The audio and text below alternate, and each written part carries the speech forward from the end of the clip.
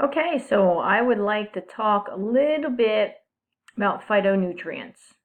We are now moving out of the elimination diet. You may have been able to reintroduce some new foods successfully. So what I would like to do is just give you some really good information about healthy foods that you want to try to incorporate from here on out for overall better health. So what are phytonutrients? They are amazing compounds in our body that just help keep our overall health status high. They reduce the risk of chronic diseases such as heart disease and cancer and diabetes. They help regulate your blood sugar. They help the body rid itself of toxins. It boosts the immune system. It improves cardiovascular health.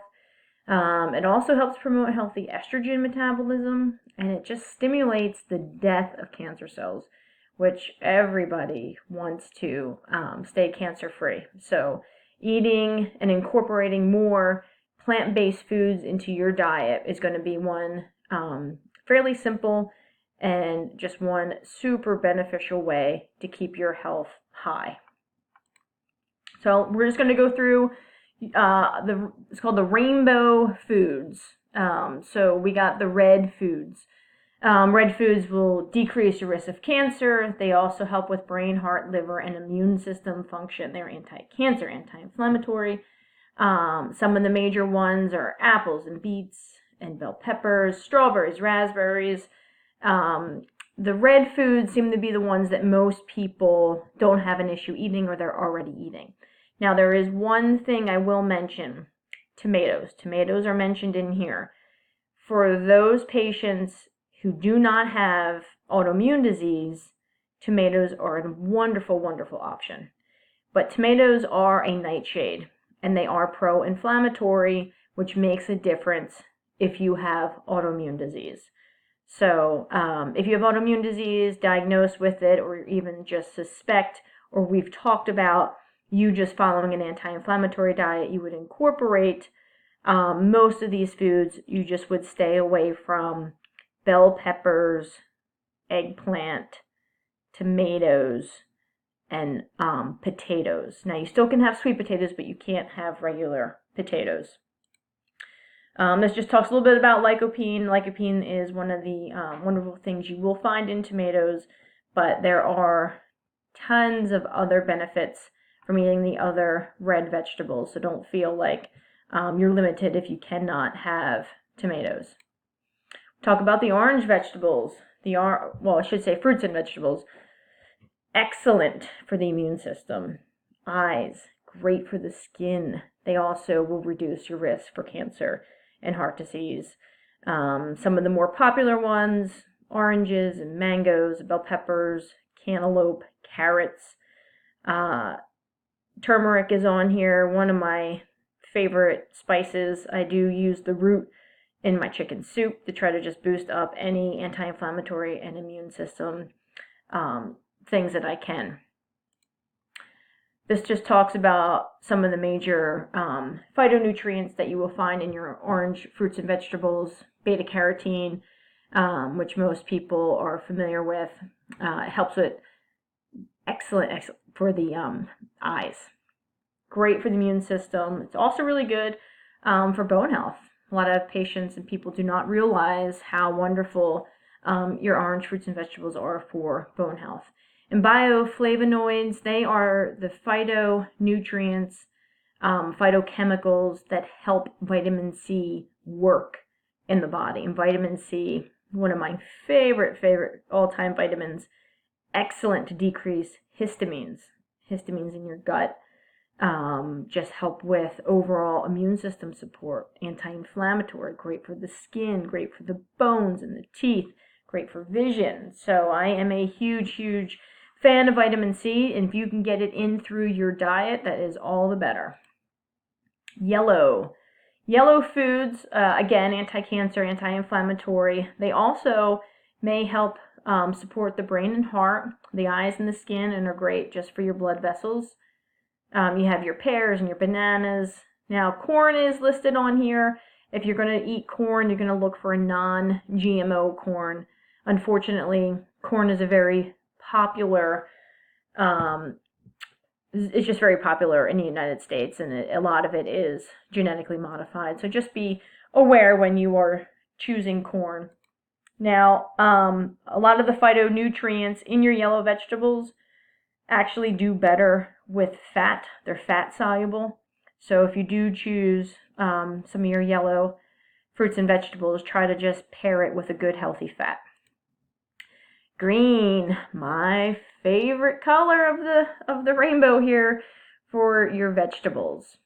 They're anti-cancer, anti-inflammatory, wonderful for the brain, heart, liver, skin, but they incorporate the cruciferous vegetables, your kales and your Brussels sprouts and your broccoli, which a lot of people do not like, but I have to tell you, they are excellent for your liver. They help with phase 1 and phase 2 detoxification of your liver. They're anti-cancer. They help regulate estrogen because it helps clear out, the liver helps clear out hormones in your body. And so they're great anti-cancer, in particular breast cancer. So I am a huge, huge fan of trying to eat as much cruciferous vegetables as possible. Here's just your list. So the greens are quite the long list. They mention your cruciferous vegetables down at the bottom. You want to try to incorporate your greens as much as you can, roasting them, steaming them, putting them in smoothies raw, adding them into your salads. One of the other beneficial, I guess I would call it a food, but it's green tea. So green tea is excellent for just overall health.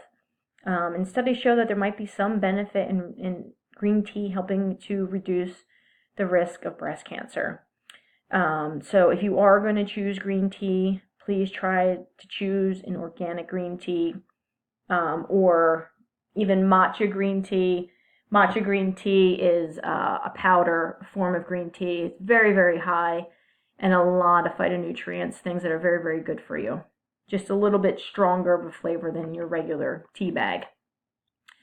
Blue, purple, and black. This is probably the category of fruits and vegetables that don't get eaten as often. You have your olives on here. Eggplant, again, eggplant is a nightshade, so we've talked about you staying away from nightshades. You do not want to incorporate those into your diet. Resveratrol is probably the most popular phytonutrient that is found in your purple, blue, and black fruits and vegetables. White, tan, and brown. So I think when you say white, tan, or brown food, most people would think of cereals or breads or cookies and pastas and all those things that we all love to eat but are not good for us. But really, white, tan, and brown refer to coconut, mushrooms, your legumes, most of your nuts, your seeds, some grains. Your big players, though, that you want to think of are garlic and onion. They are just so wonderful for your health. And I love shiitake mushrooms. They're a little chewy, excellent for the immune system. I always throw some of those in my chicken soup when I make it for my family to try to just boost everybody's immune system. Hummus is a great way to get your white, tan, and brown foods in. You can also add in some good healthy fat, and you can add in your greens or your reds or your oranges or all of it in here. So moving forward, you just want to try to eat the rainbow. Now, you want to incorporate 9 to 13 servings of plant-based foods into your diet in a week. Okay, so that's about 3 to 4 servings each day. If you can do that, that is going to greatly increase your overall health. Try to vary your diet, be creative, and I will be uploading a lot of recipes for you to look over, and I will help you to start to incorporate these into your diet more regularly. Have a great day.